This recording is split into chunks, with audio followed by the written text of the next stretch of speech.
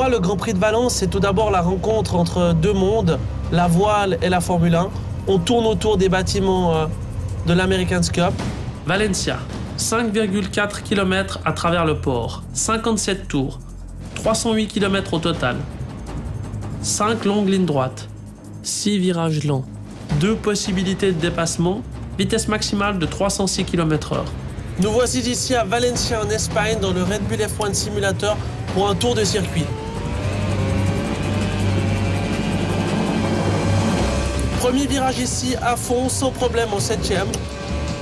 On arrive ensuite dans une partie assez lente, sinueuse, une chicane, un droite-gauche. Attention aux bordures qui sont très très hautes, pas facile à prendre. On arrive ensuite dans une autre chicane, de nouveau avec les mêmes bordures.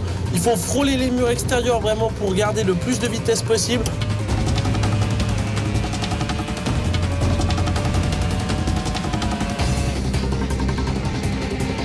Un virage à droite très très lent qui nous relance sur ce pont où là vraiment c'est très très important de bien préparer la sortie. Il faut rester le plus à l'intérieur possible pour réaccélérer le plus droit possible.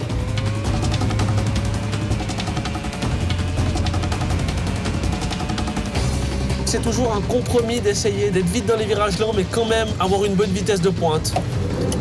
Un virage plus ou moins banal où on essaie de freiner le plus tard possible, on réaccélère. On garde l'intérieur dans ce gauche qui est très bosselé pour préparer ce petit droit en 3e où là vraiment on essaie de prendre le plus de vitesse possible.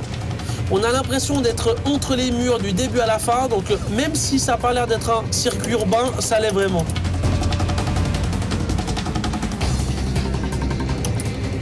Dernière épingle avant le dernier secteur, le secteur que je préfère, virage très rapide. Un gauche à 240, plus le reste tout à fond. C'est vraiment très sympa cette partie-là. On arrive maintenant dans le dernier virage, un très très gros freinage en tournant. C'est pas facile, car on perd beaucoup d'appui. On réaccélère de ce dernier virage pour nous redonner sur la ligne droite des stands. Voilà, c'était un tour de Valencia.